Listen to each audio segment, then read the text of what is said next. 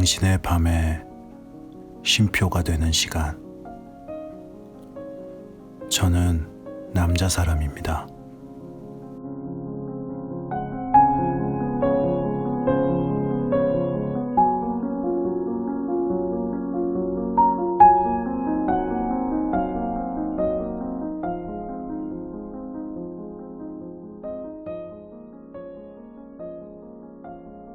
안녕하세요.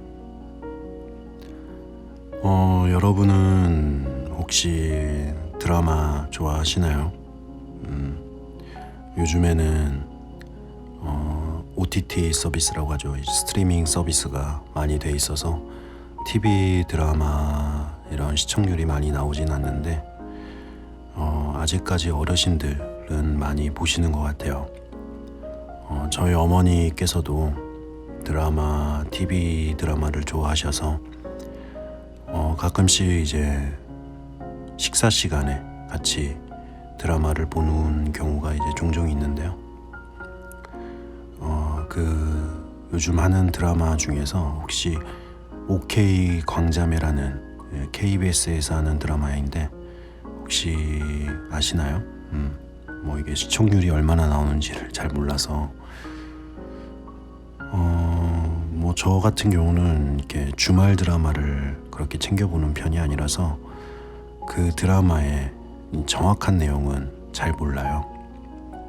그런데 이번에 이제 식사할 때 드라마에서 어떠한 내용이 나오는데 이제 남편으로 이제 나오시는 배우분이 이제 드라마 내용 중에 바람을 펴가지고 이제 아이가 생긴 거예요. 그래서 그 부인한테 엄청 이제 혼난다라는 표현이 맞을지 모르겠는데 하여튼간 그런 장면이 나오더라고요. 그래서 이제 그 부인이 왜 그랬냐고 이제 막 쏟아부으면서 이야기를 하는데 이제 그 남편이 밥 때문에 그랬다고 하더라고요. 그래서 그 장면을 보면서 이제 어머니한테 물어봤어요. 둘 중에 누가 잘못한 것 같냐. 그런데 어머니께서는 이제 단번에 여자가 잘못했다 이렇게 말씀을 하시는 거예요. 대충 어머니의 말은 이 부인으로서 이제 도리를 하지 않았다는 거죠. 이 밥뿐만이 아니라 이제 부부 간의 이런 여러 가지 이런 생활들이 있을 텐데 여러 가지 면에서 그런 서로 간의 배려라고 해야 될까요? 정확히는 모르겠지만 하여튼 그런 부분에서 부족하지 않았나 그렇게 말씀을 하시더라고요. 그래서 저는 그렇구나 하면서 생각을 했는데 이제 어머니의 말씀을 들어도 여전히 저는 좀 어렵게 느껴지는 부분이 있더라고요. 그 부부의 그 부인이 지켜야 될 도리는 무엇이고 또 100번 양보해서 그 부인이 도리를 지키지 않았다 치더라도 이 바람이라는 거는 여튼간 법적으로도 문제가 되는 행위잖아요. 잘못되었다라는. 근데 그것이 과연 정당화될 수 있는 건가? 그런 반대로 이 법의 테두리 안에서 어떠한 잘못을 저지르지 않는다면 무엇이든 괜찮은 건가? 잘 모르겠더라고요. 사람이 살아가는 게 있어서 법도 중요하지만 도덕이라는 것도 중요한 거니까. 글쎄요. 각 인물의 단면적인 그냥 표면적으로 보이는 그 잘못을 따지는 건 어떻게 보면 좀 쉬울 수 있을 것 같아요. 하지만 그 인물의 관계, 상황, 여러 가지를 고려했을 때 과연 남편이 바람을 폈으니 남편에게만 욕할 수 있는가? 그런 의문이 들더라고요. 물론 어떤 이유건 간에 범법적인 행위를 했으니까 그 행위가 정당화될 수는 없지만 그만큼 누군가를 비난을 한다면은 그 비난을 할 때도 참 여러 가지 생각이 필요하지 않나라는 생각을 하게 되었습니다. 여러분은 어떻게 생각하시나요? 정답이 있는 문제는 아닌 것 같은데 그냥 그 드라마 속의 상황을 보면서 그런 생각이 들었어요. 항상 질문하고 답하는 그런 우리 앨리스처럼 저도 이걸 듣고 계시는 청취자분들도 항상 그런 질문하는 그런 사람이 됐으면 좋을 것 같다라는 생각에서 한번 이야기해 봤고요. 그럼 오늘도 당신의 밤 쉼표가 되는 시간, 이상한 나라의 앨리스 8번째 시간 시작해 보도록 하겠습니다. 재밌게 들어주세요.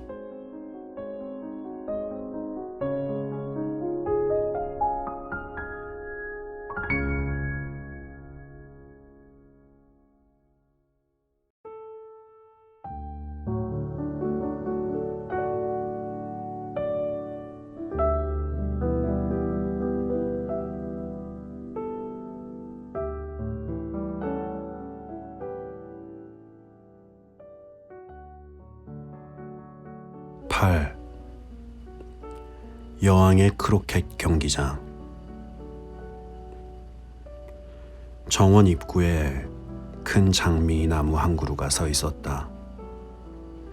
그 나무에서 자라는 장미꽃은 원래 흰색이었지만 정원사 3명이 분주히 빨갛게 칠하고 있었다.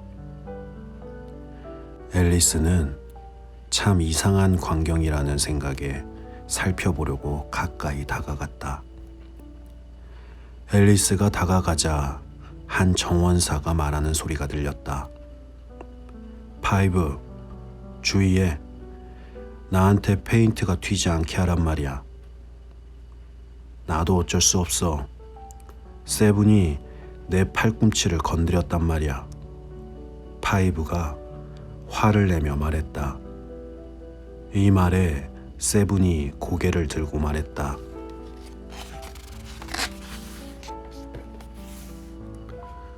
그럼 그렇지. 파이브, 넌 언제나 남 탓만 하더라. 넌 잠자코 있는 게 좋겠어. 바로 어제 내 목을 베어도 좋다는 여왕님 말씀을 들었어. 파이브가 말했다. 왜? 맨 처음에 말을 꺼낸 정원사가 물었다. 너랑은 상관없어, 투. 세븐이 말했다. 아냐, 얘랑 상관 있어. 파이브가 말했다. 내가 말해줄게. 그건 요리사한테 양파 대신 튤립 뿌리를 가져갔기 때문이야. 세븐은 붓을 땅에 내던지고 그래, 부당한 일이 참 많지만 하고 막 말을 시작하려다가 그들을 지켜보는 앨리스를 우연히 발견하고는 갑자기 입을 다물었다.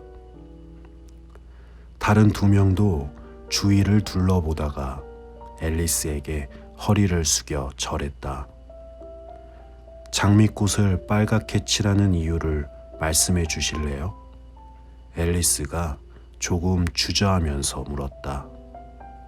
파이브와 세븐은 아무 말 없이 투를 바라보았다. 투가 나직하게 설명하기 시작했다. 그게 실은 아가씨, 이 빨간 장미나무를 여기 심었어야 하는데 우리가 그만 잘못해서 흰 장미를 심었거든요. 만일 여왕님이 이걸 아시게 되면 우리 목은 몽땅 달아날 겁니다. 그래서 아가씨, 보다시피 여왕님이 오시기 전에 최선을 다해서 그때 걱정스럽게 정원 건너편을 보던 파이브가 소리쳤다. 여왕님이다. 여왕님. 새 정원사는 이내 바닥에 엎드려 머리를 조아렸다.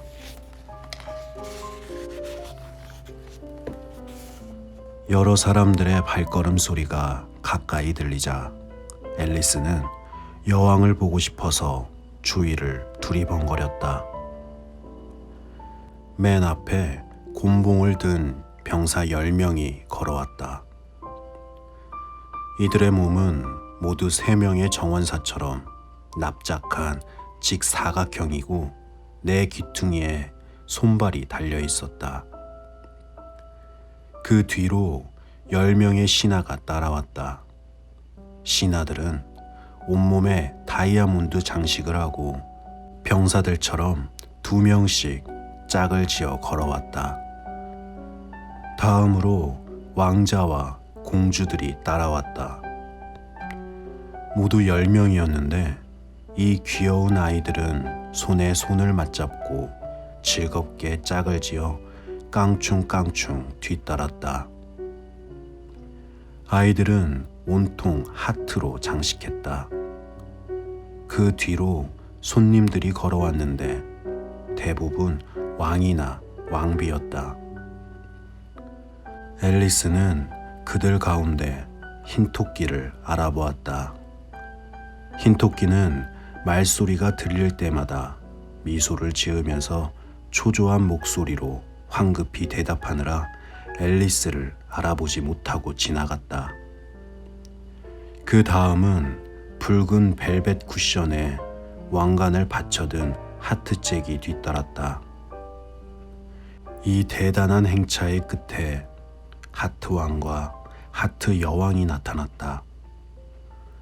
앨리스는 새 정원사처럼 머리를 땅바닥에 조아려야 하는 게 아닐까 망설였지만 행차할 때 그런 규칙을 지켜야 한다는 이야기를 들은 기억이 없었다.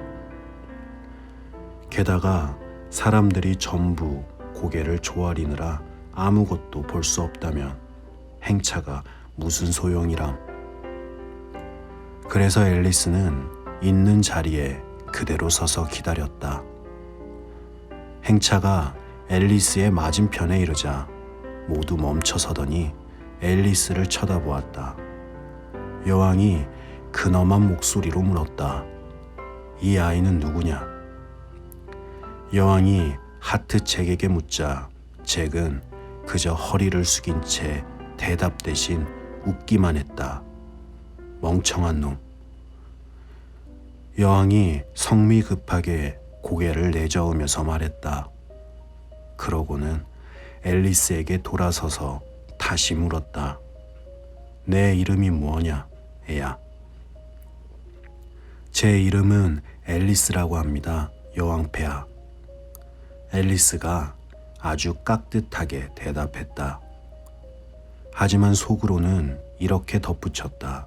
자, 그래봐야 고작 카드 한 벌인걸. 그러니 두려워할 필요 없어. 이자들은 누구지? 여왕이 장미나무 아래에 엎드린 3명의 정원사를 가리키며 물었다. 새 정원사가 엎드려 있고 등에 그려진 무늬는 다른 카드와 모두 똑같았기 때문에 여왕은 그들이 정원사인지 병사인지 신하인지 아니면 자신의 자녀인지 도무지 알 수가 없었던 것이다. 제가 어떻게 알아요? 제 일도 아닌데요. 앨리스는 대답하고 나서 자신의 용기에 스스로 깜짝 놀랐다. 여왕은 화가 나서 얼굴이 시뻘개졌다. 그리고 사나운 짐승 같은 눈초리로 앨리스를 한참 노려보다가 이렇게 호령했다. 이 계집애의 목을 잘라라. 목을. 말도 안 돼요. 앨리스가 큰 목소리로 단호하게 외치자 여왕이 잠잠해졌다. 참아요. 아직 애잔소. 왕이 여왕의 팔에 손을 얹고 조심스럽게 말했다. 저 녀석들을 뒤집어봐라. 불구락 푸르락 화가 난 여왕은 왕에게 등을 돌리고는 잭에게 호령했다. 잭은 한쪽 발로 아주 조심스럽게 카드를 뒤집었다. 일어나. 여왕이 크고 날카로운 목소리로 말하자 새 정원사는 벌떡 일어나서 왕과 여왕, 왕자와 공주, 그리고 거기 있는 모든 사람에게 꾸벅 절을 하기 시작했다. 그만해, 어지럽다고. 여왕이 소리쳤다. 그리고 장미나무 쪽으로 돌아서서 계속 말했다. 너희는 여기서 뭘 하던 참이냐? 여왕폐하, 저희는 정성을 다해. 투가 한쪽 무릎을 꿇으며 아주 공손하게 말했다. 뭔지 알겠군. 이자들의 목을 베어라. 한동안 장미꽃을 살펴보던 여왕이 말했다. 운이 없는 새 정원사를 처형하려고 병사 셋만을 뒤에 남기고 행차는 전진했다. 새 정원사는 살려달라고 앨리스에게 달려갔다. 처형되어선 안 돼. 앨리스가 이렇게 말하곤 새 정원사를 옆에 있던 큰 화분 속에 넣었다. 그러자 새 병사가 잠시 두리번거리면서 새 정원사를 찾다가 말없이 행차를 따라갔다. 목을 베었느냐? 여왕이 소리쳤다. 그들의 목이 사라져버렸습니다, 여왕폐하. 병사들이 큰 소리로 대답했다. 그럼 됐다. 크로켓 경기를 할 줄 아느냐? 여왕이 소리쳤다. 병사들은 잠자코 앨리스를 바라보았다. 이 질문은 분명 앨리스에게 하는 것이었기 때문이다. 네, 앨리스가 외쳤다. 그럼 따라오너라. 여왕이 고함쳤다. 앨리스는 앞으로 또 무슨 일이 생길까 몹시 궁금해하면서 행차에 합류했다. 날씨가 참 좋은데? 누군가 앨리스 옆에서 수줍게 속삭였다. 어느 사이에 앨리스는 흰토끼 옆에서 걷고 있었다. 흰토끼는 무슨 걱정이 있는 듯 앨리스의 얼굴을 쳐다보았다. 그러네요. 그런데 공작 부인은 어디 있죠? 앨리스가 물었다. 쉿, 쉿. 흰토끼가 황급히 나지막한 목소리로 속삭였다. 흰토끼는 불안해하며 어깨너머로 돌아보았다. 그러더니 발 뒤꿈치를 들고 앨리스의 귀에 입을 바싹 대고는 공작 부인은 사형 선고를 받았어 라고 소곤거렸다. 아니 왜요? 앨리스가 물었다. 안 됐네요 라고 했나? 토끼가 물었다. 아니요, 안 됐다고는 생각지 않아요. 왜요? 라고 물었죠. 앨리스가 대답했다. 공작 부인이 여왕폐하의 뺨을 쳤거든. 토끼가 이야기를 시작했다. 앨리스는 소리를 죽여 웃었다. 흰 토끼가 깜짝 놀라 목소리로 쉿 하고 속삭였다. 여왕폐하가 듣겠어. 공작 부인이 좀 늦었거든. 그랬다고 여왕폐하가 말씀하시길 모두 제자리로. 여왕이 천둥처럼 소리를 질렀다. 그러자 다들 사방으로 흩어져 뛰다가 서로 부딪혀서 갈팡질팡했다. 하지만 차차 자리가 정돈되어 크로케 경기가 시작되었다. 앨리스는 이렇게 괴상한 크로케 경기장은 평생 처음 본다고 생각했다. 경기장은 온통 울퉁불퉁한 이랑과 고랑이었다. 크로케 공은 살아있는 고슴도치요. 채는 살아있는 홍학이었다. 몸을 반으로 구부린 병사들이 손발로 땅을 짚고 서서 공이 굴러 들어가게 아치형 골대를 만들었다. 앨리스가 맨 처음 부딪힌 큰 어려움은 홍학을 다루는 것이었다.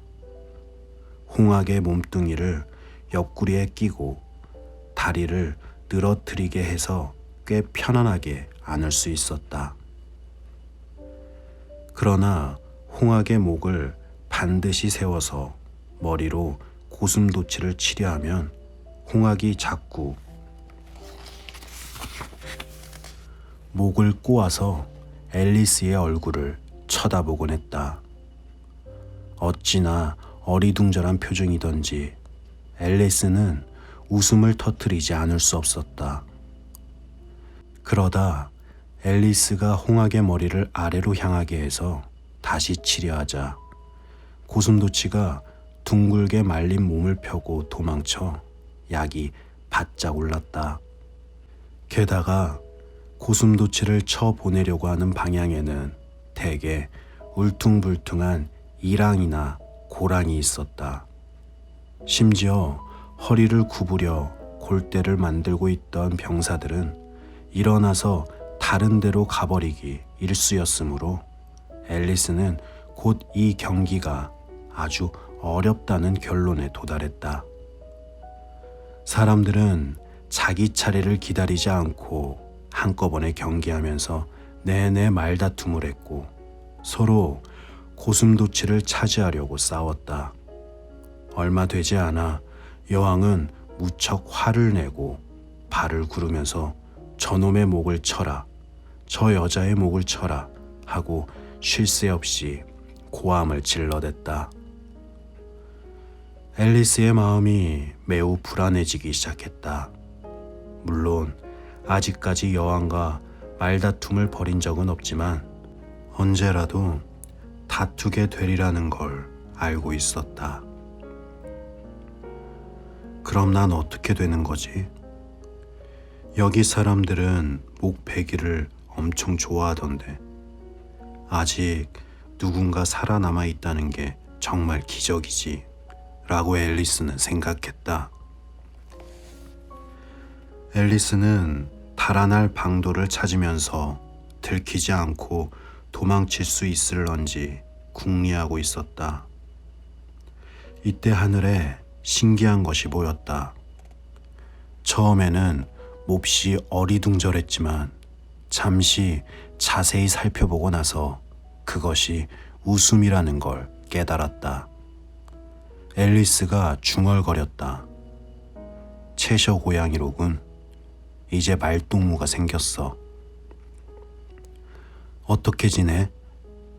말할 수 있을 만큼 입이 또렷해지자 고양이가 이렇게 물었다. 앨리스는 고양이 눈이 나타나기를 기다려서야 고개를 끄덕였다. 두 귀가 나타날 때까지, 아니 적어도 한쪽 귀가 나타날 때까지 말해봐야 아무 소용없지. 잠시 뒤에 고양이의 머리가 전부 나타났다. 그러자 앨리스는 자기 이야기를 들어줄 누군가가 생긴 게 기뻐서 홍학을 내려놓고 지금까지 한 크로케 경기를 설명하기 시작했다. 고양이는 머리만 있으면 충분하다고 여겼는지 더 이상 나타나지 않았다. 앨리스가 볼멘 목소리로 입을 열었다. 아무도 경기를 공정하게 안 해요. 모두 어찌나 무섭게 싸우는지 자기 말도 듣지 못할 정도예요. 그렇다고 딱히 규칙이 있는 것 같지도 않아요. 규칙 같은 게 있더라면 아무도 안 지켜요. 그리고 경기에 쓰이는 거라면 뭐든 다 살아서 움직이는 바람에 얼마나 정신없는지 몰라요. 이런 일도 있었어요. 다음에 공을 쳐서 넣어야 할 골문이 경기장 저쪽 끝으로 움직였다니까요. 또 여왕의 고슴도치를 쳐서 마칠 차례인데 그 고슴도치가 내 고슴도치가 오는 걸 보고 달아나 버린 적도 있어요. 여왕은 마음에 드니? 고양이가 나직이 물었다. 전혀요. 여왕님은 너무나. 바로 그때 앨리스는 여왕이 바로 등 뒤에서 이야기를 엿듣고 있음을 눈치채고 이렇게 말을 이었다. 당연히 경기에 이기실 테니까 끝까지 해볼 필요도 없어요. 여왕은 이 말을 듣고 미소를 지으며 지나갔다. 지금 누구한테 이야기하고 있는 게냐?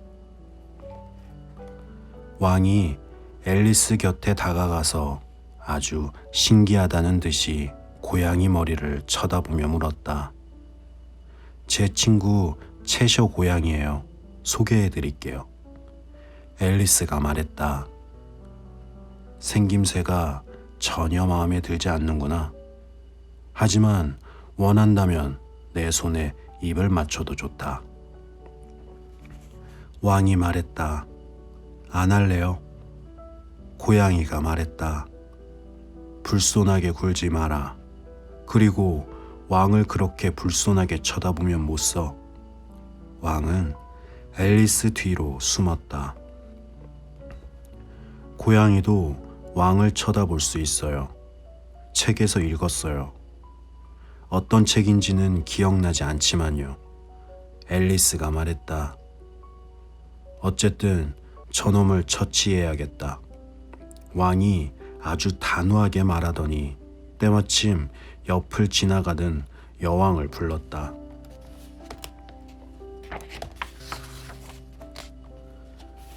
여보, 당신이 이 고양이를 처치해 주구려. 중요하든 사소하든 여왕이 온갖 문제를 처리하는 방법은 단 한 가지였다. 저놈의 목을 쳐라. 여왕은 쳐다보지도 않고 명령했다. 내가 사형 집행인을 데려오겠소. 왕은 신이 나서 급히 달려갔다.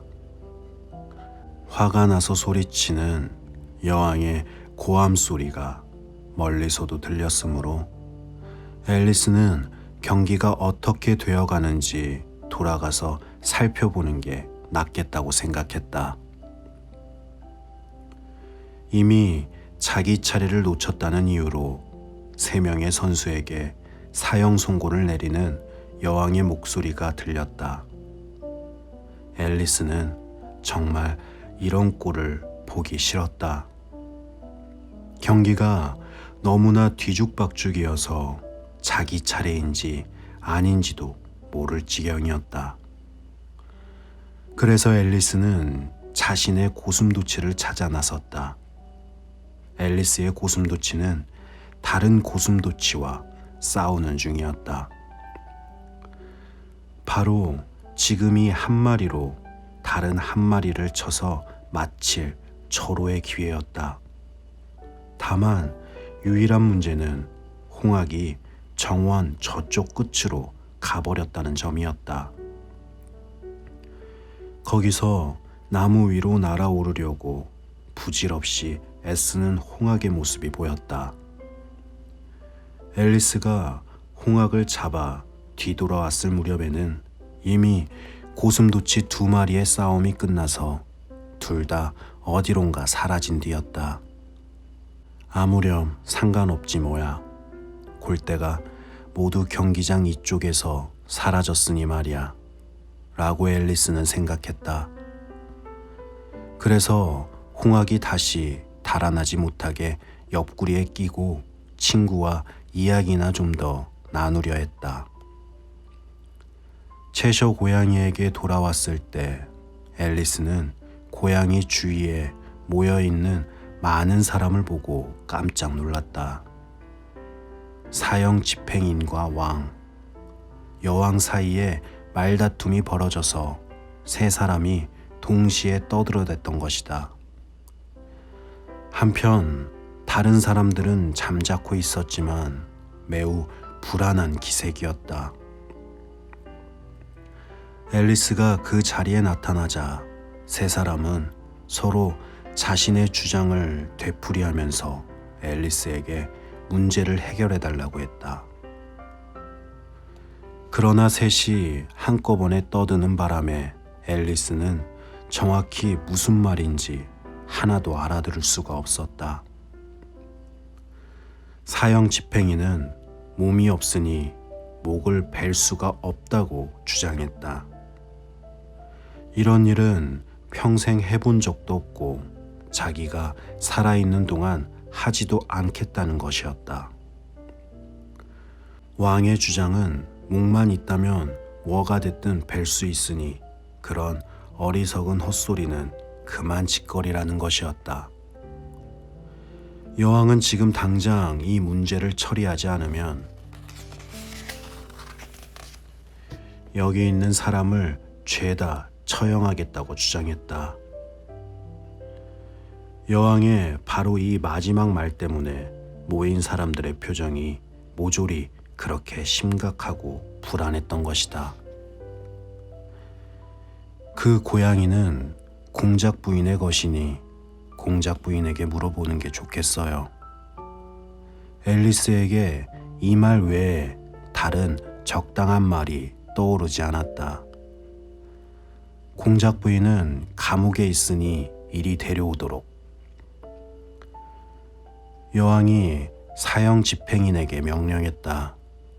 사형 집행인은 손살같이 달려갔다. 그런데 사형 집행인이 사라지자 고양이 목도 차츰 사라지기 시작했다. 이윽고 사형 집행인이 공작 부인을 데려왔을 때 고양이 목은 완전히 자취를 감추고 말았다.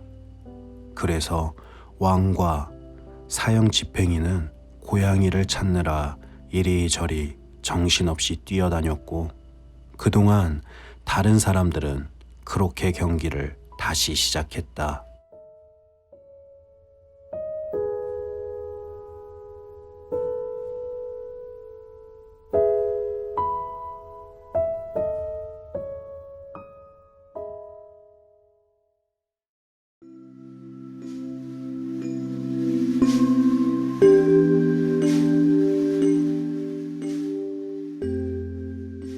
네. 참 무력하죠. 저는 이번 화를 읽으면서 왕은 참으로 무력하고 또 여왕은 참으로 단순하다. 이런 생각이 들었어요. 그래요. 참 이 권력, 꼭 이 작품에서 권력이라는 거를 뜻하는 건 아니겠지만 어떠한 힘으로 인해서 그걸 단순하게 굴복시키고 그거를 과시하고 한다면은 그 일이 쉽게 해결될 수 있을 수도 있겠지만 결국 아무것도 해결되지 않는다라는 그런 생각이 들게 되는 그런 이야기였던 것 같습니다. 네. 마지막으로 여러분의 소소한 일상, 여러 가지 이야기, 그리고 또 그 이야기의 그 생각들, 여러 가지를 댓글이나 저희 메일로 보내주세요. 그러면 같이 이야기하면서 생각도 같이 해보고 할 수 있는 시간이 있으면 좋을 것 같아요. 메일 주소는 way@네이버닷컴이니까요. 많이 보내주시고요. 그럼 오늘은 여기까지 하도록 하고요. 당신의 밤에 쉼표 같은 시간, 저는 남자 사람이었습니다. 그럼 편안한 밤 되세요.